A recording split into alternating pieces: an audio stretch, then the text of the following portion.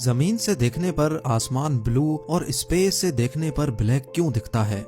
साइंसदान अर्थ पर मौजूद ओशंस से ज्यादा 18 करोड़ किलोमीटर दूर मार्स को ज्यादा क्यों जानते हैं और स्पेस में मौजूद एस्ट्रोनॉट्स का कद कैसे बड़ा हो जाता है? नाजरीन, ये है मिल्की वे गैलेक्सी और इस गैलेक्सी में मिट्टी के जर्रे जितना है हमारा अर्थ, जहां हम आज रहते हैं। हैरत की बात यह है कि ऐसी 125 अरब गैलेक्सीज पूरी यूनिवर्स में मौजूद हैं। और आज इस वीडियो में आप जानेंगे हमारी दुनिया के गिर्द स्पेस के बारे में चंद अमेजिंग फैक्ट्स।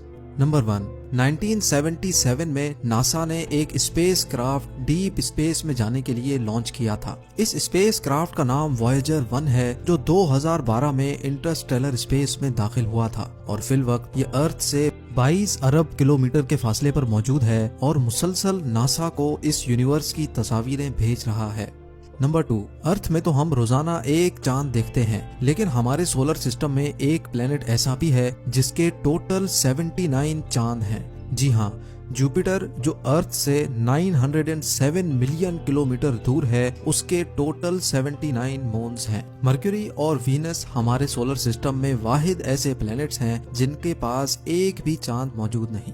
नंबर 3, साइंस के मुताबिक अर्थ पर इंसान आज से 50 लाख साल पहले आया था, लेकिन हमारा सोलर सिस्टम इंसान के आने से भी 450 करोड़ साल पुराना है। नंबर 4, माउंट एवरेस्ट हमारी दुनिया का सबसे ऊंचा पहाड़ है, जो दुनिया की सबसे ऊंची बिल्डिंग बुर्ज खलीफा से 10 गुना ज्यादा बड़ा है। लेकिन हैरान कर देने वाली बात यह है कि माउंट एवरेस्ट से भी 3 गुना ज्यादा बड़ा एक पहाड़ मार्स पर मौजूद है, जो ओलंपस मॉन्स के नाम से जाना जाता है। नंबर 5, लाइट की speed 180 crore kilometre per hour है।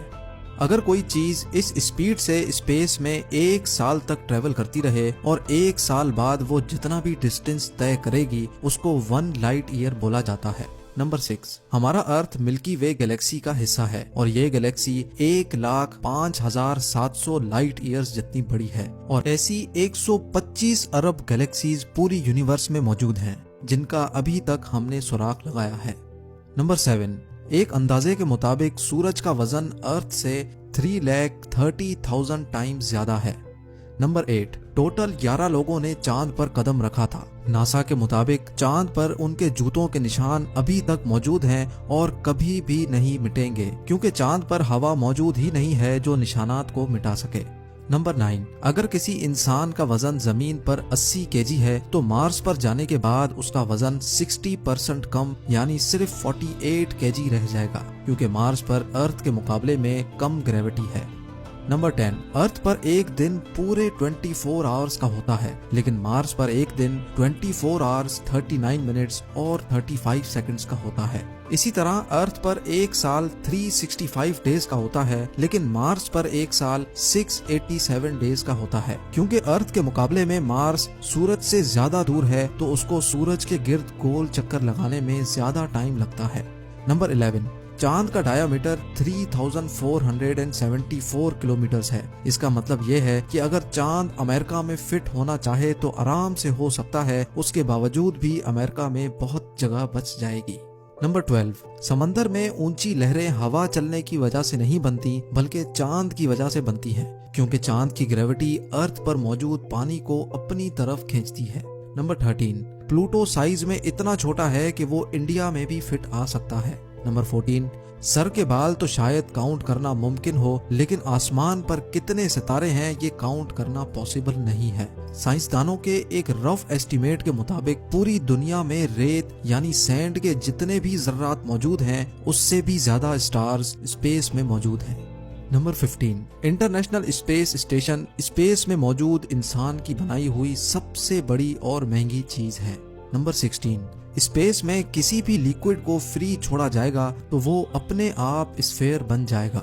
नंबर 17, अर्थ पर 3 हिस्से पानी और 1 हिस्सा जमीन का है। अर्थ पर जितना पानी है उसका सिर्फ 5% हम इंसान एक्सप्लोर कर चुके हैं, लेकिन अर्थ से 18 करोड़ किलोमीटर दूर मार्स पर पानी की तलाश में इंसान अभी तक 15 ऑब्जेक्ट्स भेज चुका है। नंबर 18, दुनिया में चाहे कितना बड़ा टेलीस्कोप भी क्यों ना हो, 5% से ज्यादा यूनिवर्स नहीं देख सकता। नंबर 19, सूरज की रोशनी को जमीन तक पहुंचने में 10 मिनट लगते हैं, यानी सनसेट के दौरान जब सूरज इस पॉइंट पर होता है वो असल में सेट कर चुका होता है, पर हमें 10 मिनट बाद पता लगता है।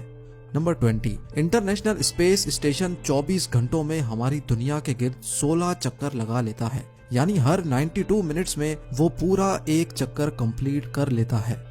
नंबर 21, 2016 में साइंसदानों को स्पेस से एक रेडियो सिग्नल रिसीव हुआ जो तकरीबन 5 बिलियन लाइट ईयर्स दूर से आया था, जिसका मतलब यह हुआ कि जिस वक्त ये सिग्नल इतनी दूर से ट्रांसमिट हुआ था उस वक्त हमारी दुनिया भी मौजूद नहीं थी। नंबर 22, अर्थ पर हमने आसमान से पानी की बारिश और बर्फ गिरते तो देखी है, लेकिन वीनस पर बारिश सल्फ्यूरिक एसिड की होती है और बर्फ की जगह आसमान से लोहा गिरता है। नंबर 23, स्पेस बिल्कुल खामोश होती है, इतनी खामोश कि स्पेस में एक साथ मौजूद एस्ट्रोनॉट्स को एक दूसरे की आवाज भी नहीं सुनाई दे सकती, क्योंकि आवाज हमारे कानों तक हवा के जरिए आती है जो स्पेस में मौजूद नहीं। नंबर 24, स्पेस में जाते ही एस्ट्रोनॉट्स की हाइट 5 सेंटीमीटर तक बढ़ जाती है, क्योंकि स्पेस में ग्रेविटी ना होने की वजह से इंसान के अंदर मौजूद बोन जॉइंट्स एक्सपेंड हो जाते हैं। नंबर 25, इंटरनेशनल स्पेस स्टेशन अर्थ पर मौजूद 90% पॉपुलेशन को आसानी से देख सकता है। जब भी आसमान पर कोई सितारे जैसी चीज तेज रफ्तार से चलती हुई दिखे तो समझ जाएं कि ये इंटरनेशनल स्पेस स्टेशन है।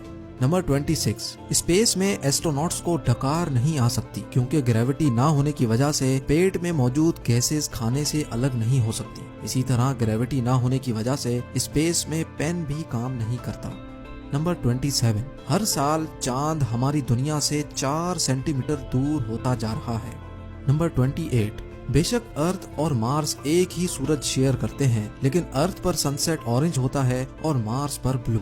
नंबर 29, स्पेस में बेशुमार एस्टेरॉइड्स घूम रहे होते हैं जो अगर हमारी दुनिया में दाखिल हो जाएं तो बहुत नुकसान पहुंचा सकते हैं, लेकिन एक ऐसा प्लेनेट है जो हमारी अर्थ पर आने वाले एस्टेरॉइड्स को अपनी तरफ खींचकर हमें महफूज रखता है, और वो प्लेनेट है जुपिटर, जो हमारे सोलर सिस्टम का सबसे बड़ा प्लेनेट है और अपनी ग्रेविटी की वजह से ज्यादातर एस्टेरॉइड्स को अपनी तरफ खींच लेता है। नंबर 30, हमारी दुनिया में जमीन पत्थर और मिट्टी से बनी हुई है, लेकिन हमारी दुनिया से 40 लाइट ईयर्स दूर एक ऐसा प्लेनेट मौजूद है जहां मिट्टी और पत्थर की जगह सिर्फ डायमंड्स ही डायमंड्स हैं, और इस प्लेनेट को सुपर अर्थ का नाम दिया गया है। जमीन से देखने पर आसमान ब्लू और स्पेस की पिक्चर्स में ब्लैक दिखता है, क्योंकि लाइट 7 कलर से मिलकर बनी होती है। जब सनलाइट अर्थ के एटमॉस्फेयर में दाखिल होती है तो ब्लू कलर अपनी छोटी वेवलेंथ की वजह से अर्थ के एटमॉस्फेयर में मौजूद गैसेस से टकरा जाता है, जिसकी वजह से ब्लू कलर की लाइट आसमान में फैल जाती है और इस वजह से हमें आसमान ब्लू दिखता है। रात के टाइम पर जब सूरज मौजूद नहीं होता तो हमें आसमान का असल कलर देखने को मिलता है।